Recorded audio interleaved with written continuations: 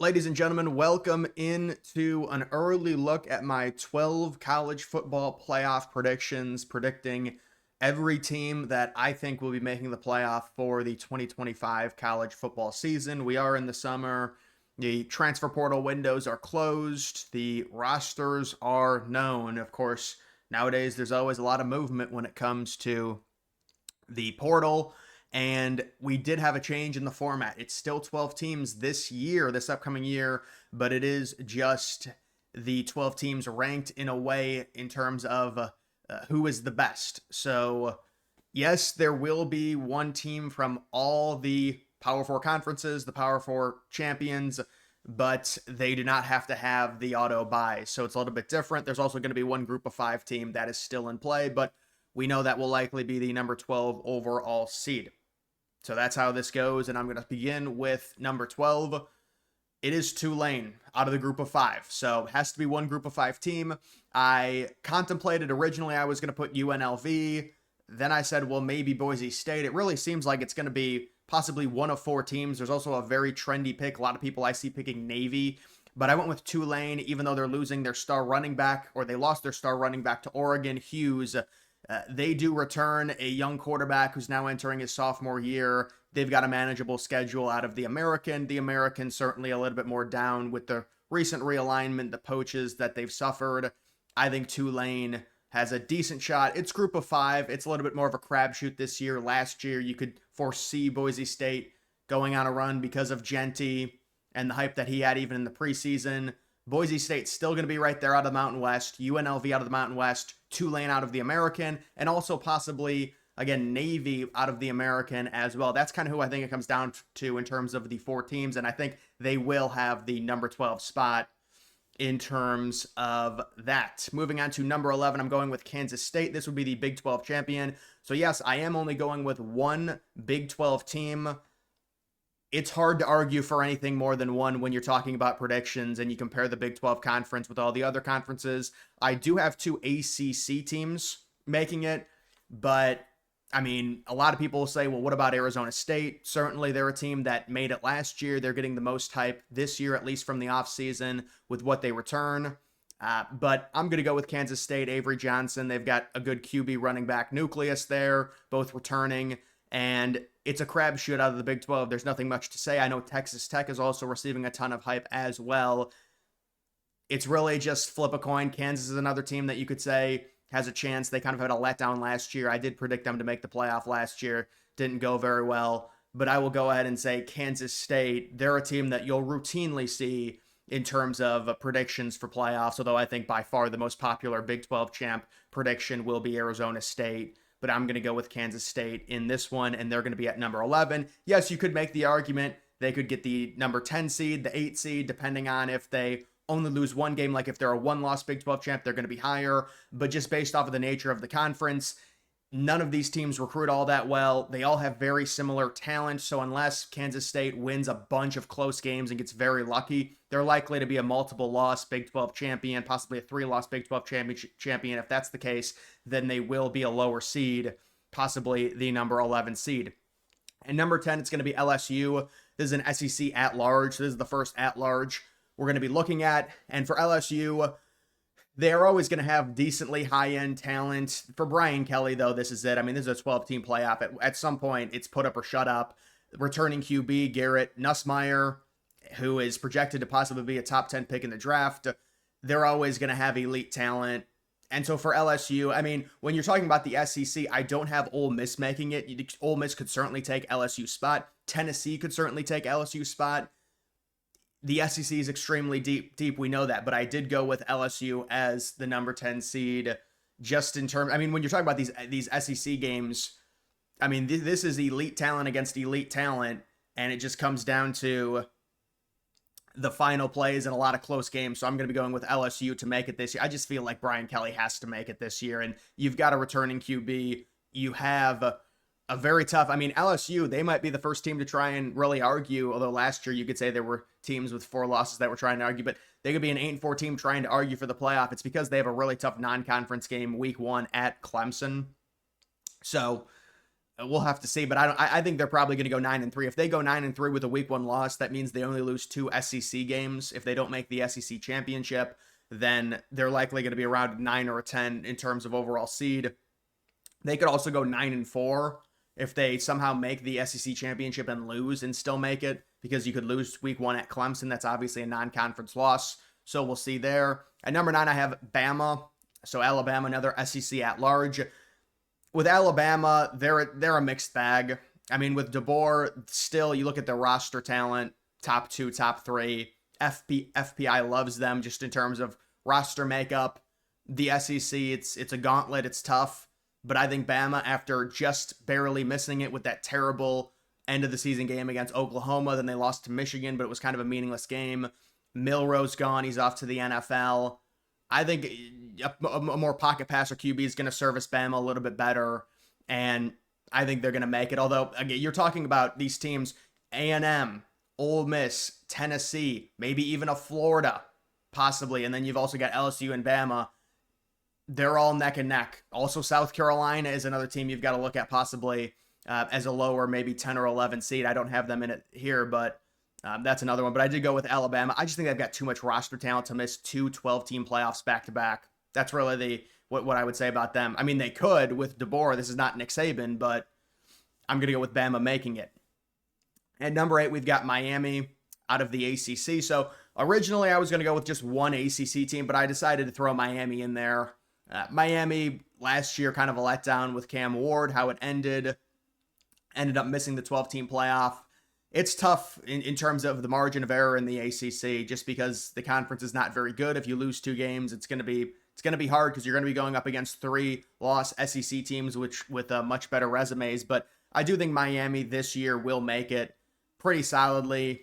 Carson Beck, kind of a mixed bag, but Miami's got overall better roster talent than much of the ACC. The only other team you could argue, obviously, Clemson is right now, based on the returning talent, especially on defense, also Cade Klubnik, but they have more roster talent than Miami. And then also maybe Louisville, but I think with the ACC, you're looking at 2 teams. You're looking at Miami and you're looking at Clemson. Certainly Clemson, but the wonder is, will the ACC also get Miami? And then maybe Louisville's on the outside, looking in with an outside shot. But I'm going to go with Miami. So Miami would face Alabama in round 1. I did try and make the matchups relatively accurate in terms of how the committee would do it. You don't want to have SEC versus SEC in round 1. You don't want to have Big Ten versus Big Ten in round 1, things like that. So it would be Miami 8 seed hosting Bama 9 seed. At number 7, I have Oregon. So Oregon last year, they believe they went undefeated in the regular season. They won the Big Ten championship. Then they immediately lost to Ohio State in the Rose Bowl. Kind of a weird season where they were very dominant, to where you go undefeated your first year in the Big Ten. It's impressive. You beat Ohio State at home by 1 point. Fun game. You're replacing Dylan Gabriel. Oregon is going to look completely different. I mean, this team, they really do build up through the portal. They got a new running back. They've got a new safety. They've got a new QB.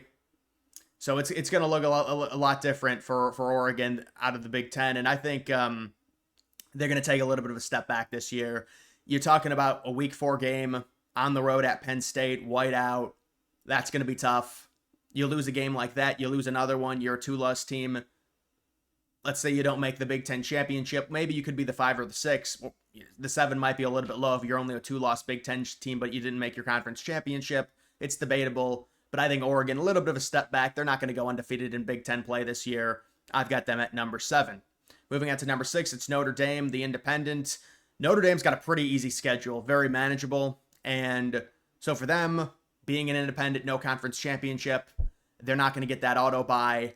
And to me, I think a lot of people are very high on Notre Dame because of how they finished last year. You beat a good SEC team that's been dominant in years past in Georgia. You go on a run, you beat Penn State. You're semi-competitive against Ohio State, replacing Riley Leonard. This is a solid, it's a balanced Notre Dame team, possibly the best running back in college football in Love. And so I think they're probably going to make it. Most people are going to have Notre Dame in the playoff at this. I mean, they have an easy schedule. Even if they lose 2 games, it'll be interesting. If Notre Dame loses 2 games, I don't know if they have the resume to make it, but I think probably they will. I have them at number 6. If they're number 6, they're probably a 1-loss team. They're just not going to have many quality wins with their schedule. I mean, there's just no top-end teams that are all that great. At number 5, I'm going with Georgia. So I've seen Georgia lower on most people's lists just because they're replacing so much. Carson Beck transfers out. But I think Gunnar Stockton may be an upgrade over Beck. Beck was really, he had accuracy issues, especially this last year at Georgia. Georgia's just a machine. I don't know how you can't predict Georgia. I mean, technically there is a path for Georgia to miss it. I mean, it's kind of like how Bama missed it last year, even though these teams are ridiculously talented. You're in the SEC. You've got a team like Tennessee that could very easily make it in over Georgia. You've got a team like Ole Miss, maybe A&M. People are buying them. So there's a lot of teams there, but I just can't do it with in terms of a 12-team playoff betting against Kirby Smart with how talented they always are. I've got them in. You could say, well, maybe they should be a bit lower. Maybe they should be an 8 or a 9 or a 10, but I've got them at number 5. So they'd be in a 5v12 matchup against Tulane, hosting Tulane. Notre Dame would be hosting Kansas State. Oregon would be hosting LSU, and Miami would be hosting Alabama. Some exotic matchups there. One of the things that's becoming a bit of an issue with this 12-team playoff is the fatigue we're getting with some of these matchups, just because, and I'm going to show and illustrate what I mean in a second, but like imagine Ohio State faces Texas again in the playoffs. They already faced them last year. This year they're facing them week 1. It's an issue, but let's go to the top 4 overall teams. These teams will get the byes in week 1. Or not in week 1, in the first round of the playoff. You've got Clemson, the ACC champ. So, yeah, Clemson, good non-conference schedule, hosting LSU. I think Clemson wins that game week 1. LSU's probably going to have a very good season. That's going to help their schedule because you're in the ACC. It's a relatively easy schedule. You lose one game, but you beat LSU in week 1, you're probably going to get that first round bye. Now, there's going to be arguments because of the fact that they do the straight seeding now. Maybe they should be bumped down because of the ACC schedule. Obviously, if they go undefeated, they'll be a top 4 team no matter what. It's just the question if they lose one game against the 2-loss SEC team. I'd still think because if they win their championship, they will be the number 4 overall seed, or at least a top 4 seed getting that bye as an ACC champion. So you've got Miami and Clemson from the ACC, 2 ACC teams in this prediction. I've got Ohio State at number 3. That would be a Big Ten at large. So for Ohio State, I'm guessing the scenario in this case would be they could lose to Texas week 1, beat Penn State. So you have one loss going into the Big Ten championship game, and then you lose to Penn State because I have Penn State at number 2. So Ohio State does have a tough non-conference just because of Texas, and I think they could lose to Texas because of the nature of the game. It's a noon start time. Arch Manning's got a lot more experience than Julian Sand, another extra year of college than Sand. So I could see Ohio State losing that game in a lower scoring affair. And I think Ohio State could easily win the Big Ten and could be the number 1 overall seed. But just in this prediction, I don't know how you can't pick Ohio State to make the playoff. Same thing with Penn State. To me, because this is a 12-team playoff, you can basically guarantee teams unless things go completely off the rails. Like Clemson, Ohio State, Penn State, Oregon, Notre Dame. To me, those teams, I can't really see any way they miss unless something crazy happens to their starting QB. I just don't see any way they miss the playoff. Because you're talking about a margin of error of 2 losses, maybe 3 losses. And for Penn State, they've been doing this thing to where they have horrible non-conference schedule, so they're gonna immediately start off 3-0, and then they host Oregon, and they've got that game as a whiteout night game, so they're gonna have a big advantage. So they could very easily start 4-0 with a win at home against Oregon, and you're talking about all of the returning talent that they have, the returning running backs, the returning QB. Yes, you lose Tyler Warren, you lose Abdul Carter. That's tough. That's high-end talent, but still, I do think you could argue Penn State maybe getting a little bit overhyped just because. When is the last time they beat Ohio State? Like 2016. So it's one of those things to where, and also they're on the road at Ohio State this year. But even if they lose that game and then beat Ohio State in the Big Ten championship, then you're talking about possibly still being above Ohio State. That's probably what this scenario would be. And then I've got Texas as the number 1 overall team. And it's one of those things to where with Texas, you could argue Arch Manning doesn't have the amount of reps that someone like Cade Klubnik does, to where maybe Texas should not be number 1 overall, but this is a projection. Arch Manning is very talented, and by the way, at least in college, he's a legitimate dual threat. Arch Manning is. Now, I still think he's more of a pocket passer, obviously, but he's more athletic than either Peyton or Eli was. So, also, Texas, you're talking about very high-end talent. Last year, they were the number 1 overall team for a while. Wouldn't surprise me. And last year, they had a very easy SEC schedule, and I believe this year it's favorable as well. The first 2 years they're in the ACC, especially last year, was ridiculously easy in terms of the teams that they didn't have to face. And they did have to face Georgia at home, but that's just part of the SEC. You're going to have to at least face one or two really good teams. So, I mean, I don't really see any way Texas, Penn State, Ohio State, Clemson. You could even argue Georgia, even though they're replacing a lot and last year ended badly. Notre Dame, Oregon. Those are like 7 teams I could pretty much say are almost locks, honestly. Again, you don't really know. The teams that are the question marks, nobody knows with the Big 12. Nobody knows. It's going to be a lot of Arizona States. You're going to see some Texas Tech hype. You're going to see maybe some Kansas hype. You're going to see Kansas State hype based off of how these teams did last year. Group of 5, Tulane was my pick. You're going to see Navy. You're going to see some other teams out of the Mountain West like Boise State. They won, obviously, with Genty last year. He's gone, so it's a little bit different. But I know they still analytically have the best chance out of any Group of 5 team to make it. And then LSU, I just think this is it for Brian Kelly. They've got a quarterback who potentially will be a top 10 pick, who's got loads of experience. Alabama, certainly. LSU and Bama, almost interchangeable with a team like Ole Miss, possibly a team like A&M, Tennessee. Those are South Carolina is within shouting distance there. But this is 4 SEC teams. Like the other thing is you could exchange Miami out, and that was one of the things. I didn't have Miami. I didn't have 2 ACC teams when I first did this. I changed it around a little bit. I wanted to be more balanced, but you could go with 5 SEC teams just based off of like exchange Miami for an Ole Miss. Now the SEC is going to beat up on each other, and I'm not saying the SEC is this crazy, absurdly great league, but I mean the context is the SEC already was the best league in college football, and then they added the 2 best teams from the Big 12. I mean. Now, the thing is I think the Big Ten high-end talent goes, they're right on par with the SEC. Like Ohio State and Oregon are right on par with Georgia and Alabama. But the depth of the league is not the same. That's the difference. And then the Big 12, it's just like they had their 2 best teams poached. So now it's just a mosh pit of kind of mediocre to solid teams is what I would say out of the Big 12. So it's hard to really predict a high-end Big 12 team just because there's no high-end talent overall when you're talking about a team-by-team basis there. But I do see Oregon stepping back a bit. I don't see how Oregon wins out again this year, especially with that Week 4 game on the road at Penn State. I think Penn State gets that one. I do.